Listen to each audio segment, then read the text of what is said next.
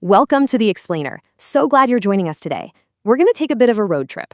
We're taking what might normally look like pretty dry administrative data, and we're going to transform it into a really vibrant cultural journey through one of the absolute most historically rich areas in all of India.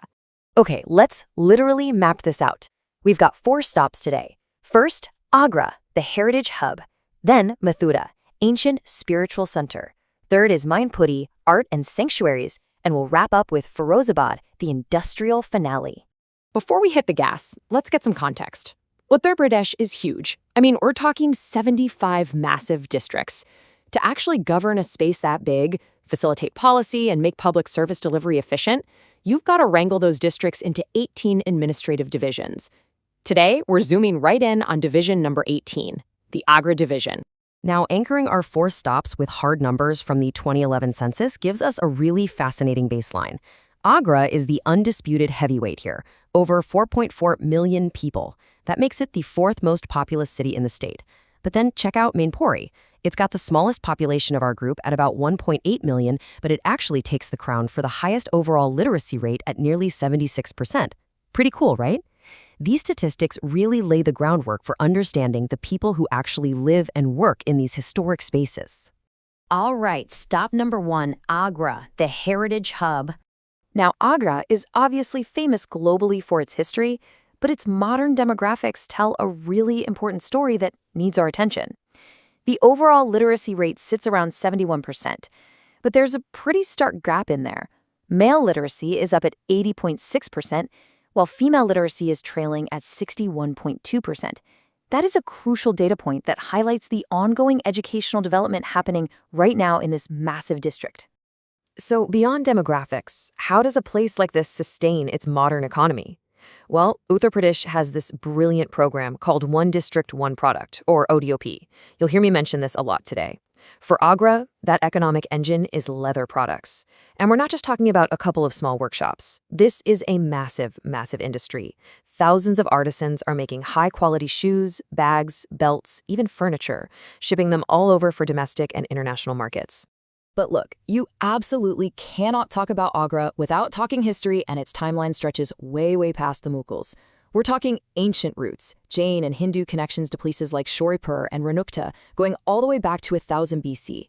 Fast forward a few millennia, and Agra actually became this massive flashpoint during the 1857 revolt. News of the uprising hit the city on May 11th, and by May 30th, the 44th and 67th regiments stationed right there rebelled and marched straight to Delhi. You can actually see that rich history physically carved into the landscape with its UNESCO World Heritage sites. You've got the Taj Mahal, of course, commissioned in 1632, the stunning ivory white marble mausoleum Shah Jahan built for Mumtaz Mahal. Right down the road is the imposing Agra Fort. Then there's Fatehpur Sikri, an incredibly beautiful capital city built by Akbar, but surprisingly, completely abandoned just because they ran out of water. And today, all these ancient spaces are kept buzzing with vibrant modern events, like the 10-day Taj Mahotsav Crafts Festival and the massive Bait Chwar Cattle Fair down by the Yamuna River. And all of that perfectly captures the wild contrast of timescales we're dealing with. On one hand, you have roots stretching back to 1000 BC. On the other, Agra is a major node in the modern UP Defense Industrial Corridor.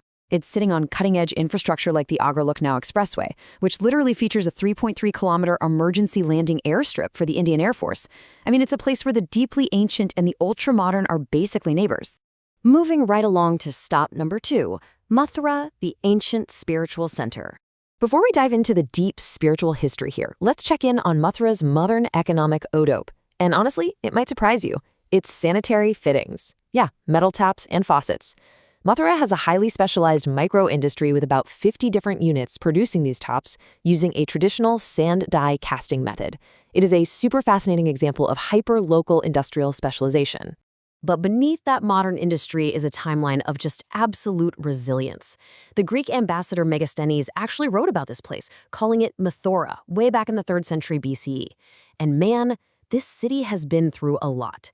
It was sacked and totally destroyed by Mahmuds of Ghazni in 1018 CE, and then invaded again by Sikandar Lodi in 1489 CE.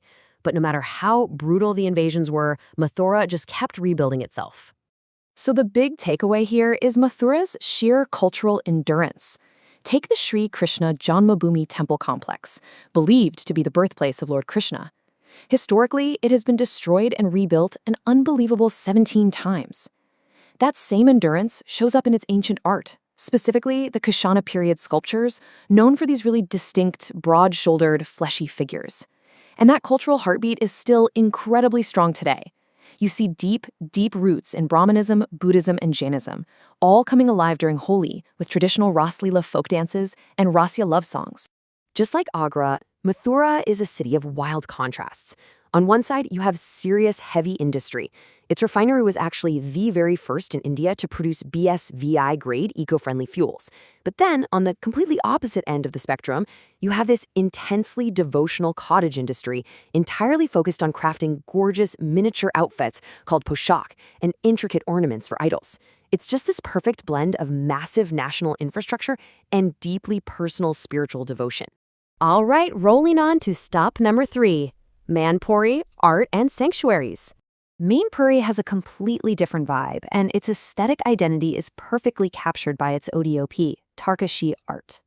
This is a remarkably delicate craft. Artisans take dark wood and painstakingly inlay these incredibly intricate designs using superfine brass and copper wire. It takes an immense amount of patience and precision, which really reflects the quieter, more detail-oriented soul of this particular district. And that quieter nature is actually protected by law just down the road. This region has a serious commitment to the environment, which you can clearly see at the Salmon Bird Sanctuary. It was officially notified back in 1990 specifically to protect the majestic Sarus cranes. I mean, these birds are towering and beautiful. They share the wetland with painted storks and woolly neck storks. It is an absolutely vital pocket of biodiversity for the whole area. Now, culturally, Mainpuri is like this beautiful mosaic left behind by a sequence of different rulers. It's bordered by districts like Eta and Etawah, and over the centuries it was ruled by the Mughals, the Marathas, Afghans, Nawabs, and all those overlapping powers heavily influenced the local architecture and arts. They left behind this incredible tradition of qawwalis, ghazalas, Kathak, and Charukala folk dances. And all that vibrant local energy really peaks during massive gatherings like the Devji Fair, which routinely pulls in over 20,000 people to odate for a village. And finally, stop number 4, Firozabad, the industrial finale. Okay, we are shifting gears completely here from delicate sanctuaries to a booming industrial powerhouse. Firozabad's ODOP is glassware. But we aren't just talking about a local market. Firozabad is globally famous as the absolute premier hub for manufacturing glass bangles. It's the main economic engine for the district, a massive source of revenue for the state, and it literally sustains thousands of households with the constant glow of its glass furnaces. Of course, an industrial boom of that size has to be grounded in natural geography. Firozabad's water resources are completely drained by the Yamuna River and its tributaries, which is absolutely vital for the area's survival. And alongside that massive glass industry, they actually have nearly 2,900 square kilometers of cultivatable land. It's supported by 4 totally distinct soil variants, Dumont, Matiyar, Pilia, and Bor, which ensures that agriculture stays a really strong, reliable source of employment.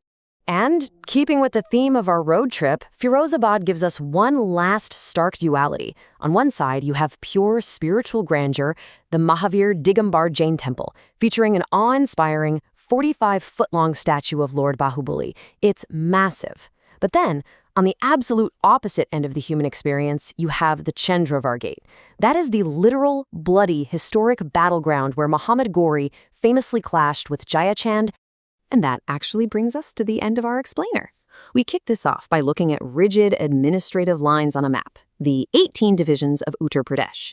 But as we've seen today, whether we're talking about the leather artisans of Agra, the unbelievable spiritual resilience of Mathura, the delicate Tarkashi art in Mainpuri, or the glowing glass furnaces of Firozabad, the reality on the ground is just vastly more colorful. So I want to leave you with this final thought. Do these rigid administrative boundaries shape our ancient cultural identities? Or are those boundaries ultimately shaped by the enduring cultures within them? Thanks so much for taking this journey with me, and I highly encourage you to go dig a little deeper into the history resting right